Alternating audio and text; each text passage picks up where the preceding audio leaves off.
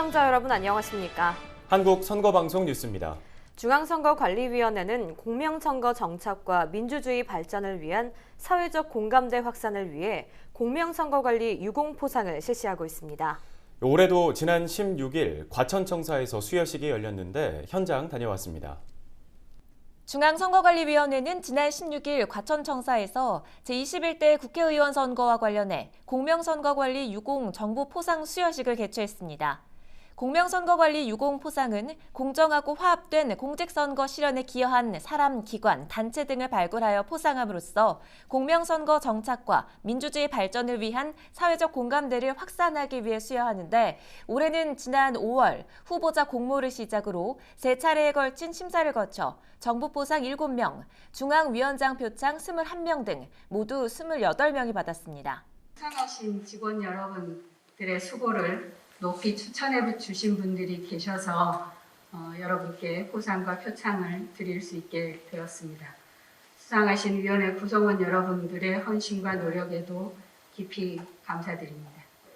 공명선거관리 유공 정부 포상은 최호택 배재대학교 교수가 홍조 근정 훈장을, 문승철 대구광역시 선관위 서기관이 국민포상을 받았고 성태준 중앙선관위 서기관, 도희락 부산광역시 선관위 서기관, 윤석상 경기도 선관위 위원, 조대연 논산시 선관위 서기관, 고형진 익산시 선관위 서기관 등 5명이 대통령 표창을 받았습니다.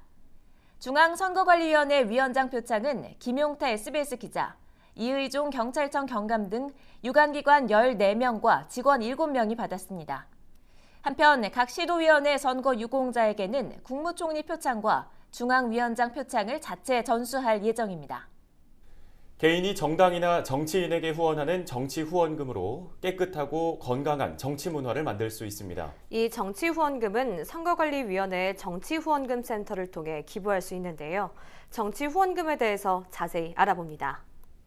정치 후원금은 정치인에게는 활동에 필요한 정치 자금을, 국민들에게는 정치 참여의 기회를 제공함으로써 깨끗한 정치를 할 수 있게 도와줍니다. 이 정치 후원금은 기탁금과 후원금으로 나눌 수 있는데요.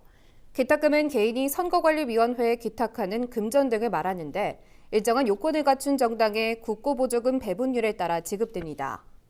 후원금은 특정한 정당이나 정치인을 후원하려는 개인이 선거관리위원회에 등록된 후원회에 기부하는 금전 등을 말하는데요.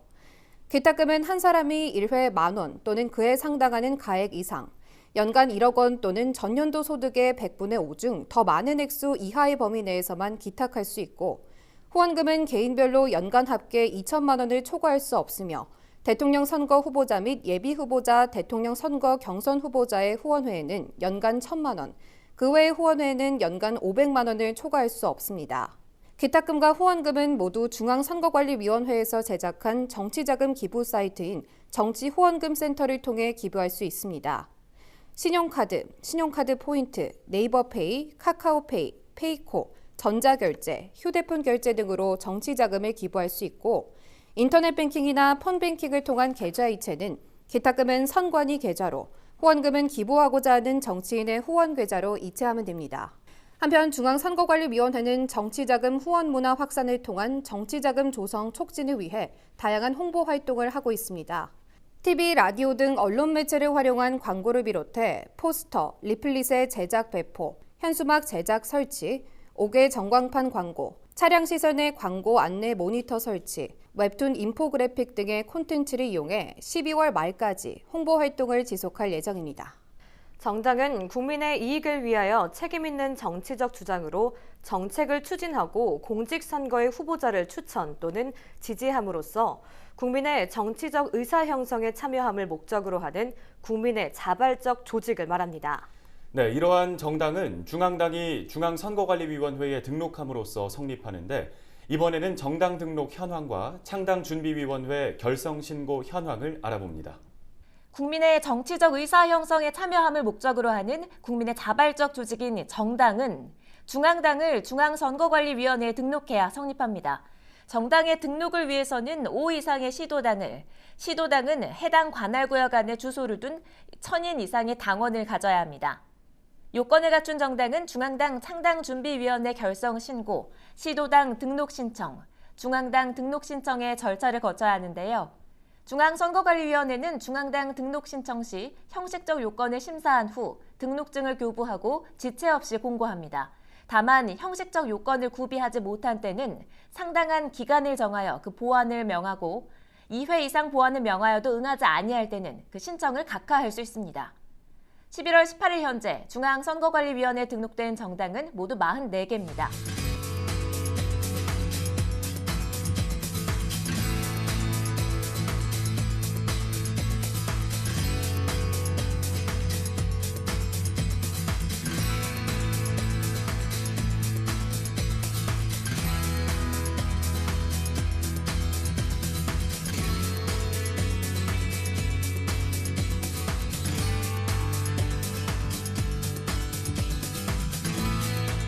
(11월 18일) 현재 중앙선거관리위원회에 신고된 창당준비위원회는 8개입니다.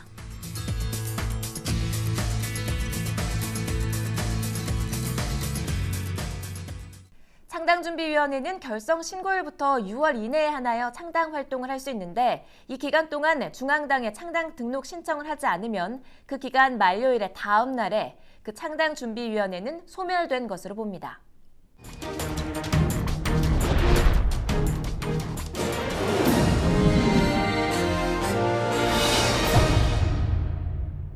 이번에는 이것이 궁금하다입니다. 오늘은 피선거권이 없는 자에 대해서 이지혜 리포터가 자세히 설명해 드립니다. 오늘 이것이 궁금하다의 주제는 피선거권이 없는 자입니다. 피선거권은 선거에 입후보하여 당선인이 될 수 있는 권리입니다. 공직선거법은 선거일 현재 5년 이상 국내에 거주하고 있는 40세 이상의 국민은 대통령의 피선거권이 있다고 규정하고 있습니다. 25세 이상의 국민은 국회의원 선거에 피선거권이 있고 선거일 현재 계속하여 60일 이상 해당 지방자치단체 관할 구역에 주민등록이 되어 있는 주민으로서 25세 이상의 국민은 지방의회 의원과 지방자치단체 장선거에 피선거권이 있습니다. 그런데 피선거권이 없는 사람도 있을까요? 네, 있습니다. 선거범, 정치자금법의 정치자금 부정수수죄, 선거 비용 관련 위반 행위에 관한 벌칙에 규정된 죄를 범한 사람, 대통령, 국회의원, 지방의회 의원, 지방자치단체의 장으로서 그 재임 중의 직무와 관련하여 형법의 수뢰, 사전 수뢰 내지 알선 수뢰, 특정 범죄 가중처벌 등에 관한 법률에 알선 수재에 규정된 죄를 범한 사람, 법원의 판결 또는 다른 법률에 의하여 선거권이 정지되거나 상실된 사람은 피선거권이 없습니다. 또 금고 이상의 형을 선고받은 사람, 법원의 판결 또는 다른 법률에 의하여 피선거권이 정지되거나 상실된 사람, 국회법에 국회 회의 방해죄의 죄를 범한 사람, 공직선거법에 정당의 후보자 추천 관련 금품수수 금지와 관련된 죄를 범한 사람 등도 피선거권이 박탈됩니다. 피선거권이 없는 사람에 대해서 좀 더 구체적으로 알아보겠습니다.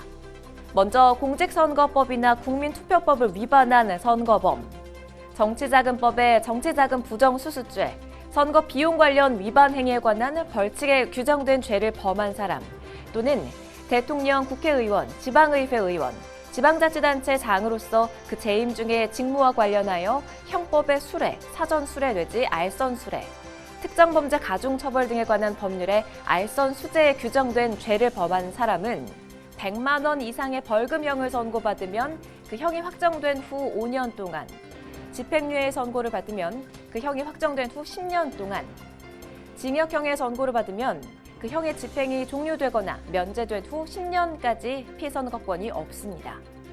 공직선거법 제18조 제1항 제3호의 죄를 범한 사람이 아닌 일반범은 피선거권 제한 기간이 다른데요. 일반범으로 금고 이상의 형을 선고받은 사람 중 집행유예를 선고받은 사람은 집행유예 기간에는 피선거권이 없으며 3년 이하의 징역형을 선고받으면 그 형의 집행이 종료되거나 면제된 후 5년 동안, 3년 초과의 징역형을 선고받으면 그 형의 집행이 종료되거나 면제된 후 10년 동안 피선거권이 박탈됩니다. 이번에는 국회 회의 방해죄의 죄를 범한 사람을 알아볼까요? 국회 회의 방해죄를 범한 사람은 500만 원 이상의 벌금형을 선고받으면 그 형이 확정된 후 5년 동안, 집행유예를 선고받으면 그 형이 확정된 후 10년 동안, 징역형의 선고를 받으면 그 형의 집행이 종료되거나 면제된 후 10년 동안 피선거권이 박탈됩니다.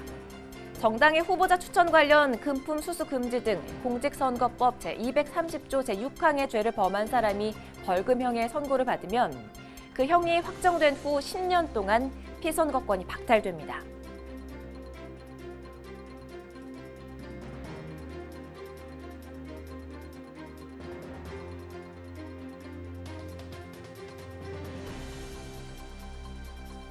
이처럼 공직선거법은 피선거권의 요건을 범죄 종류마다 형량에 따라 엄격하게 제한하고 있습니다. 이는 공무원은 국민 전체에 대한 봉사자이며 국민에 대한 책임을 지고 있기 때문에 공무원이 되려는 사람은 누구보다도 법을 엄중하게 준수해야 하기 때문이겠죠. 지금까지 이것이 궁금하다였습니다.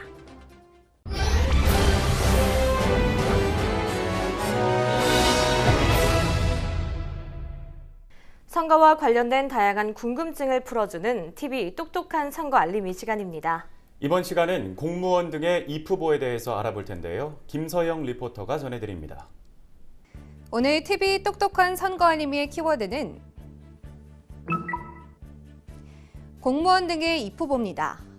공무원 등 입후보 제한직에 있는 사람은 공직선거에 출마하기 위해서는 사직기간 내에 사직해야 합니다. 만약 그 기한 안에 사직을 하지 않고 후보자 등록을 하면 등록 무효가 되는데요. 그래서 오늘은 공무원 등 입후보 제한직에 있는 사람의 사직 기한에 대해서 자세히 알아봅니다.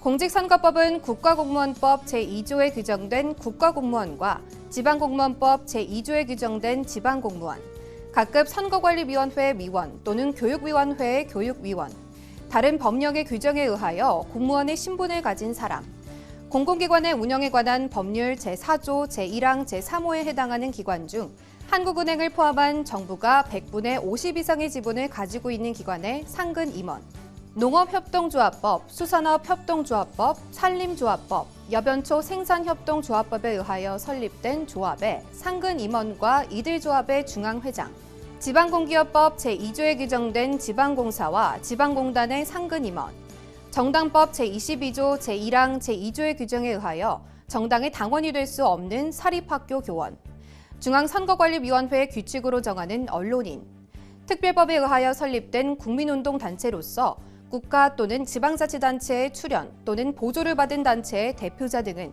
선거일 전 90일까지 그 직을 그만둬야 한다고 규정하고 있습니다. 다만 국회의원이 대통령 선거와 국회의원 선거에 입후보하거나 지방자치단체의 의회 의원이나 장이 해당 지방의회 의원 선거와 지방자치단체의 장선거에 입후보하는 경우에는 그 직을 그만두지 않아도 됩니다. 한편 비례대표 국회의원 선거나 비례대표 지방의회 의원 선거에 입후보하는 경우, 보궐선거 등에 입후보하는 경우, 국회의원이 지방자치단체의 장애 선거에 입후보하는 경우, 지방의회 의원이 다른 지방자치단체의 의회 의원이나 장애 선거에 입후보하는 경우에는 선거일 전 30일까지 그 직을 그만두어야 합니다.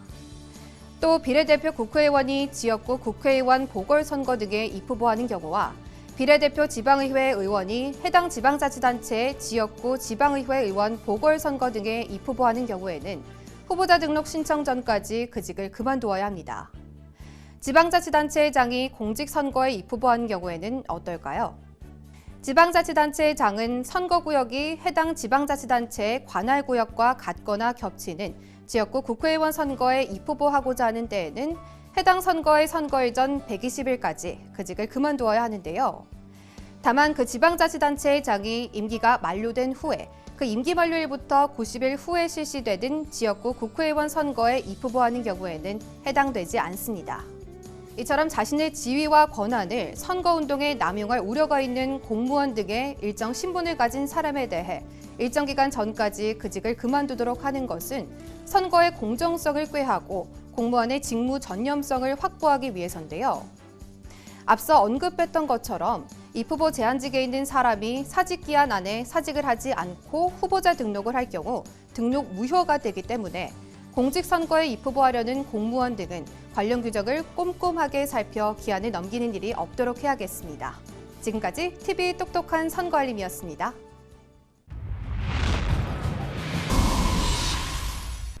선거와 민주주의의 역사를 걷다 시간입니다. 오늘은 덕수궁 석조전을 찾아갔습니다. 함께 보시죠.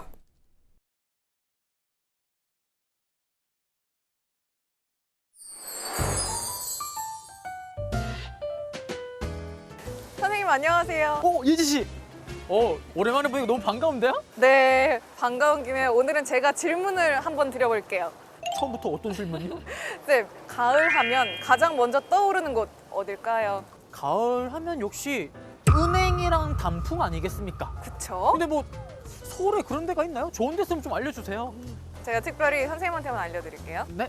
바로 우리가 서 있는 이곳 덕수궁 돌담길입니다. 근데 여기는 사실은 유명하긴 한데 연인들이 오면은 그 헤어진다는 그곳이지 않습니까? 맞아요. 오신 적 있으세요? 저요 오늘 처음이에요. 아 진짜요? 다행인 건가요? 제가 이 돌담길에 와서 보니까 그 악성 루머의 이유를 알 것 같아요. 이렇게 아름답고 이쁜 길을 저 같은 솔로의 입장에서는 올 수가 없잖아요. 그래서 못 오는 거 다 같이 오지 말자. 그래서 그런 소문이 퍼진 게 아닐까 그런 생각이 드네요. 그렇죠. 예지 씨, 그러면 우리가 이 덕수궁 돌담길에 온 이유가 무엇 때문일까요? 저희가 지금 이곳을 걷고 있는 이유기도 하죠. 그 이유 저와 예지 씨가 알려드리겠습니다. 그럼 빨리 가볼까요?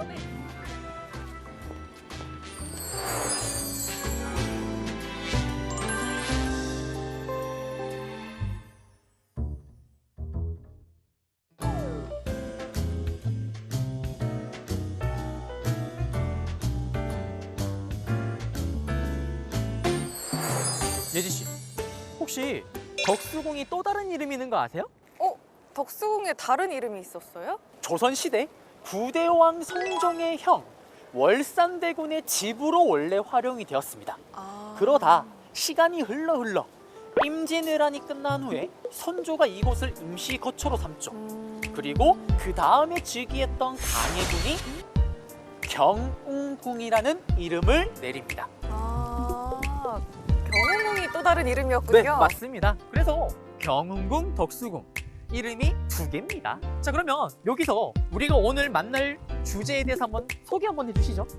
살아 숨쉬는 민주주의 역사를 찾아 떠나보는 민주주의 역사 탐방 프로젝트 선거와 민주주의의 역사를 걷다. 오늘 저희가 함께할 곳은요 덕수궁 석조전입니다.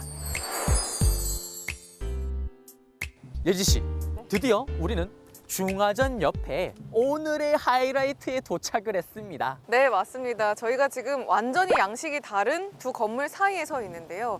굉장히 이색적인 기분이 들면서도 어마어마한 역사적 이야기가 숨겨져 있을 것 같다는 생각이 드는데요. 그 어마어마한 역사 이야기를 또 제가 해드려야죠. 네, 네. 지금 뒤에 보고 계시는 거는 바로 덕수궁 석조전입니다. 우리나라 최초의 서양식 정각입니다. 그리고 당시 서양에서 유행했던 신고전주의 건축 양식을 그대로 가져다가 만든 거죠. 그래서 또 이런 얘기가 또 있습니다. 새롭게 출범하는 대한제국, 이 대한제국이 서구식 근대 국가를 운영할 수 있는 능력을 가지고 있다. 이거를 만천하에 보여주기 위해서 만들었다는 이야기도 있죠. 어떻게 보면 대한제국의 위상을 세계에 보여주기 위해서 이렇게 서양식 건물을 지었다고 봐도 되는 거군요. 그렇죠. 네. 그래서 이게 서양식 건물일 수밖에 없는 게 실제로 이걸 만들자고 건의를 했던 사람도 영국인이고요. 실내 디자인, 건축, 설계까지 전부 다 영국인이 나섭니다. 그리고 안에 들어가 있는 가구까지도 전부 다 메이드 인 영국, 잉글랜드죠. 당시로서는 굉장히 이색적인 곳이었겠네요. 네. 그래서 또 혹자는 이걸 또 비난하기도 해요.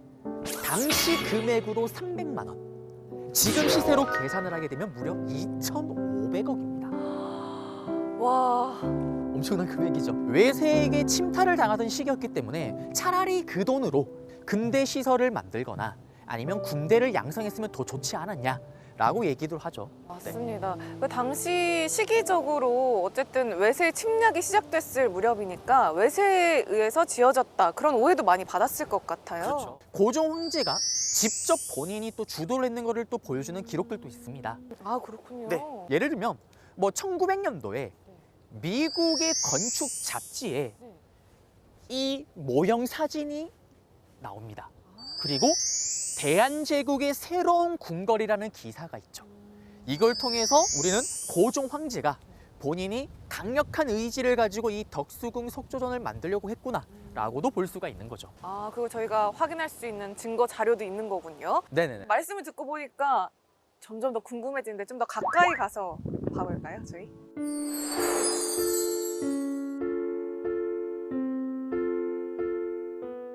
이게 그 당시에 지어진 건물이라는 게 믿기지가 않는데요, 쌤. 그렇죠. 네. 지금 사실 당시에 만들어졌을 때 1층은 집견실이자 홀로 사용을 했었고요. 2층을 황제와 황후의 거실, 침실, 욕조로 활용을 했습니다. 아, 생활 공간과 집무 공간이 한 군데 있었던 거군요. 그렇죠. 네. 그런 의도로 사실은 만들긴 했지만 다들 아시는 것처럼 만듦과 동시에 얼마 가지 않아 1910년에 우린 일본에게 나라를 잃어버립니다. 그러면서 이 덕수궁 속조전은 외교사신 이런 사람들이 왔을 때 잠시 맞이하는 용도로만 활용을 하죠. 그리고 1919년에 고종 황제가 세상을 떠납니다. 그러면서 버려져요. 그래서 이 덕수궁을 다시 한번 깨끗하게 세팅을 한다는 미명 아래 이 석조전을 미술관으로 활용을 합니다. 그리고 미술관으로 쭉 33년부터 이용이 되면서 해방 이후에도 미술관, 박물관 등으로 이용이 되죠. 아, 굉장한 변천사가 있었네요, 석조전에. 어쨌든 우리 근대화의 어떤 변형이랄까요? 그런 것이 있었던 것 같아서 좀 들으면서 마음이 아픈데. 이렇게 석조전의 성격이나 형태가 변해가긴 하지만 해방 이후에 다시 한번 덕수궁 석조전이 크게 주목을 받습니다. 어떤 일이 있었던 건가요? 해방 이후 우린 통일 정부를 수립하기 위해서 정말 엄청나게 노력을 해요. 그 통일 정부를 수립하기 위한 첫 번째 스타트였던 1차 미소공동위원회가 개최됐던 곳이 바로 이곳 덕수궁 석조전입니다. 네, 쌤, 미소공동위원회에 대한 이야기 조금 더 들어보고 싶어요. 네, 또 알려드려야죠. 우리는 1945년 8월 15일에 해방을 맞이합니다. 광복을 맞이하는 문제가 있어요. 남쪽에는 미국이, 북쪽에는 소련이 주둔하게 되는 어정쩡한 상황이 벌어지게 되는 거죠. 이 상황을 빨리 수습을 해야 될 거 아니에요. 그래서 열렸던 게 모스크바 3국 외상회의입니다. 거기서 3가지 내용의 합의를 합니다. 첫 번째, 빨리 한반도에 임시 민주주의 정부를 만들어주자. 두 번째, 주둔하고 있는 미국과 소련의 주도로 미소공동위원회를 개최하자는 게 합의가 돼요. 그리고 마지막 3번째가 제일 중요합니다. 최대 5년간의 신탁 통치에 합의를 했던 게 바로 모스크바 3국 외상회의입니다. 최대 5년간 신탁 통치를 할 수도 있다는 내용 때문에 국내에서 난리가 납니다. 그러면서 모스크바 3국 외상회의의 결과 국내에서는 좌익과 우익의 대립이 심해집니다. 어떻게 보면 이때를 민족 분열의 시작이라고 봐도 되겠네요. 그렇죠. 이념 대립이 이제 조금씩 생겨나기 시작을 하는 거죠. 이걸 수습하기 위해서 이 덕수궁 석조전에서 1차 미소공동위원회가 미국과 소련의 주도로 개최가 됐던 거죠. 아, 그렇게 됐군요. 그런데 어쨌든 협상은 이루지 못했다고 알고 있어요. 네, 맞습니다. 사실 미국이나 소련 둘 다 한반도에 자기에게 우호적인 정부가 만들어지길 바랬던 거예요. 그러니 합의가 될 수가 없었겠죠. 그래서 1차 미소공동위원회는 결렬로 끝이 납니다. 아, 쌤, 그 다음 얘기도 알려주세요. 미국은 이 문제가 해결이 안 되니까 유엔에 넘겨버립니다. 그러자 유엔에서는 그래? 그러면 남북한이 인구 비례에 맞춰서 총선거로 정부를 만들어라 라고 발표를 하죠. 인구 비례에 맞춰서요? 네. 그러다 보니 북쪽에 있는 북한과 소련이 이걸 반대를 해요. 유엔에서는 이 문제가 해결이 안 되니까 이번에는 그래? 그러면 선거가 가능한 지역에서만 선거를 해서 정부를 만들라라고 발표를 합니다. 그런데 이게 또 문제가 생기죠. 선거가 가능한 지역이 지금 어디밖에 없어요. 남한밖에 없으니까요. 남한만의 정부가 수립되는 건가요? 그러면? 그렇죠. 그렇게 되면 분단이 기정사실화가 되는 겁니다. 그래서 임시정부를 이끌었던 김구 선생님과 김규식 선생님이 북한을 건너가서 김일성과 김두봉을 만나려고 하죠. 그게 남북협상입니다. 그렇지만 이 남북 협상도 결국 결렬로 끝이 납니다. 와, 마지막 순간까지 민족의 분열을 막기 위해서 애쓰셨던 분들이 계셨던 거네요. 그렇죠. 결국 실패로 끝나면서 1948년 5월 10일 예정대로 우리나라 최초의 보통선거 21살 이상이라면 남자 여자 상관없이 모두 다 투표를 할 수 있었던 50총선거가 치러집니다. 와, 우리의 손으로 국회의원을 선출한 그렇죠. 역사적인 날이 되겠네요. 그러면서 우리는 최초의 1대 국회의원을 뽑습니다. 예지 씨, 국회의원이 하는 일이 뭘까요? 국회의원은 국민을 대표해서 국민을 대신해서 일을 하는 분들이시죠. 그리고 국민을 위한 법을 만드는 사람들이잖아요. 1대 국회의원이니까 당연히 최초로 헌법을 만들었겠죠. 그래서 그 국회를 헌법을 제정한 국회라 그래서 제헌국회. 그 국회에 소속돼 있던 의원들을 제헌국회의원이라고 부릅니다. 우리 손으로 뽑은 1대 국회의원, 제헌국회의원들이 헌법을 제정합니다. 그게 바로 7월 17일 제헌절이죠. 그리고 우리 손으로 뽑은 국회의원이 자기들끼리 모여서 대통령을 간접선거로 뽑습니다. 그러면서 1대 대통령의 이승만, 부통령의 이시영, 그리고 1948년 8월 15일 드디어 정부가 수립이 됐던 거죠. 정확하게 광복을 한 이후 3년 만의 일입니다. 와, 남한만의 단독 정부 수립이라는 것이 좀 아쉽기는 하지만 그래도 민주주의에 꽂힌 선거를 통해서 우리가 국회의원을 선출하고 우리 손으로 선출한 그 국회의원들이 우리 정부를 수립했다는 그 과정을 들으니까 뭔가 울컥해지는데요, 쌤? 그렇죠. 그리고 또 우리는 그 스타트 라인이라고 할 수 있는 이 덕수궁 속조선에서 또 이 얘기를 한 거고요. 네. 예지 씨, 오늘 어땠나요? 네, 석조전을 둘러보면서 겉은 화려하지만 역사적으로는 좀 불운한 석조전이 아니었나 생각했는데요. 근대화의 상징으로 남을 수 있었던 곳이 박물관, 미술관으로 변형되는 수모를 겪었잖아요. 그렇지만 덕수궁 속조전은 우리나라 최초의 선거 그리고 정부가 수립되기 위한 그 스타트, 첫 시발점 역할을 했다는 걸 잊지 않아야 되겠습니다. 저처럼 모르고 지나치신 분들도 많았을 거예요. 이곳은 대한민국 정부 수립을 위한 첫 협상이 이뤄졌던 곳이라는 사실. 네, 그러면 저희는 다음 시간에 찾아뵙도록 하겠습니다. 지금까지 배우 전예지, 역사 전문 강사 은동진이었습니다.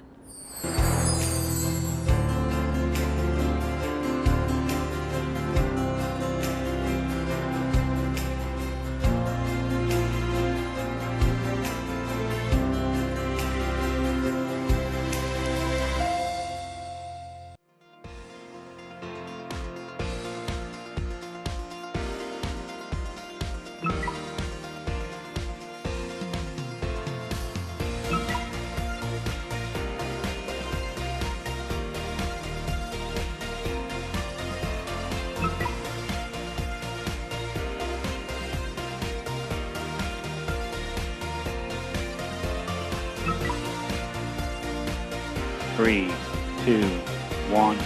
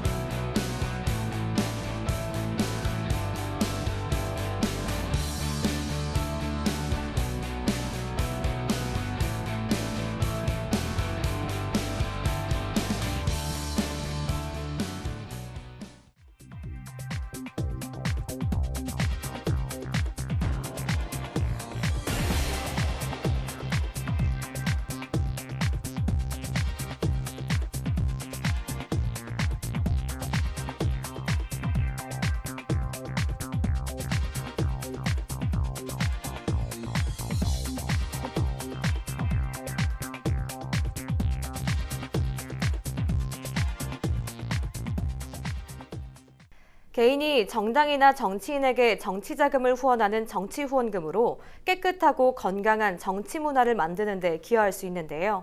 중앙선관위에서 제작한 정치 후원금 센터를 통해 기부할 수 있는데요. 정치 후원금 센터에서 신용카드, 카카오페이 등 간편 결제, 휴대폰 결제 등 간편하고 다양한 방법으로 후원을 할 수 있는 만큼 국민 여러분의 많은 관심과 참여를 바랍니다. 오늘 한국선거방송 뉴스는 여기까지입니다. 시청해주신 여러분 고맙습니다.